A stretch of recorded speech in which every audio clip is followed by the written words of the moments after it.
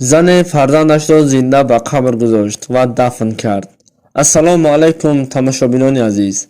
پیش از خلاصه برآوردن از همه شما خواهش میکنم که قصه ما را تا آخر گوش کنید و بعد فکرهای خود را حتما نویسید. زن چنین نقل میکند: ما در عائله دو دختر بودیم، یکی زیبونیسا و دیگری سیوره. زیبونیسا برای کنجه بودنش ارکه کلان شد. اپای کلانیش سیوره کار و بار خانه را انجام میداد. این باشد دستش را به آب خنک نمیزد. خانه هایشان دائم تازه و آزاده بود. از همین سبب پدر و مادرش به این کاردار نبودند. فکر میکردند که وقت و ساعتش آید خودش همه را آموخته از پای کار میشود. اما افسوس که این طور نشد. دخترک با گذشت سال تنطیق و قیصر به وایه می رسید. فرزندمان از هیچ کس کم نشود گفته چیزی که می خواست پدر و مادرش برایش مهیا می کردند. این باشد عادت پیدا کرد که غیر از خود دیگر چیزی را فکر نمی کرد. وقتی مادرش بیمار بود برای استعمال دارو از او خواست که یک پیاله آب دهد. این باشد در گوشش نواشنیک را داخته گویا که نشنید و به بیرون برآمد و رفت. همان وقت مادرش زار گریسته بود.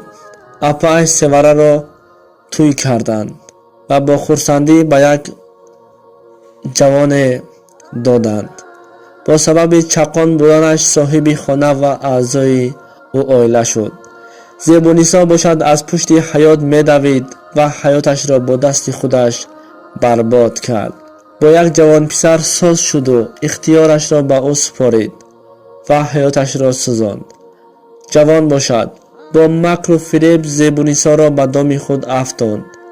بعد از چند وقت فهمید که همه سخنان پسر دروغ بوده است، اما گذشته را برگردانده نمی شود. از بین چند ماه گذشت پی برد که حامله دار شده است. برایش داغ‌ها پیدا شد و مادرش نیز گمان کرد و از دخترش پرس کرد. با صدای بلند مادرش می گفت خدا تو را لعنت کند، سر ما را در نزد همه خم کردی، بی‌ناموس. گفتم مادر بیچاره داد و فریاد می زد. دختر باشد سرش خم می ایستاد. مادرش چیزی را از شوهرش پنهان کرده نمی توانست و این واقعه را نیز با پدر دختر گفت. زیبونیسا باشد گریه میکرد و از همه ای واقعه های شده را نقل کرد. پدر که دخترش را ارکه کلان کرده بود از او این کار را انتظار نبود. سخت عصبی شده تبش بالا شد، حالش بد شد. یعنی که در ما میگویند دولینی زد. این را هم دولینی زد و از زبان ماند. یک ماه در بیمارخانه سپری شد و در آخر جان را به حق تسلیم کرد. زیبونیسا از کاری کرده اش سخت پشیمان شده نزد تابوت پدرش زار میگریست. اما صد افسوس که وقتی گذشته را پس گردانده نمی شود.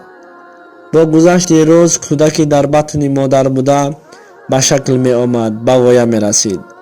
وقتی ماهش که رسید مادرش او را به خانه خاله اش به یک دهه روان کرد و بعد چند روز دختر 17 ساله نیز صاحب فرزند و خود مادر شد.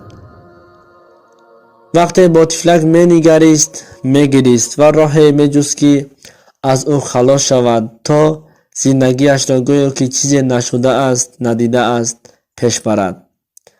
در آخر یک راه پیدا کرد و انتظار شد که تا شب شود و با تنجی این کار را انجام دهد. شب هم شد. زیبونیسا رفت و چقور کافت و بعد همه تین شدن کودکش را به آنجا گذاشت. وقتی می دید که طفلک بیچاره از دامان مادر دیگر جا کوشید می گریست. مادرش نیز به او نگاه می کرد، داد زد و اما ناعلاج با بیل برای کودک خاک پرتافت.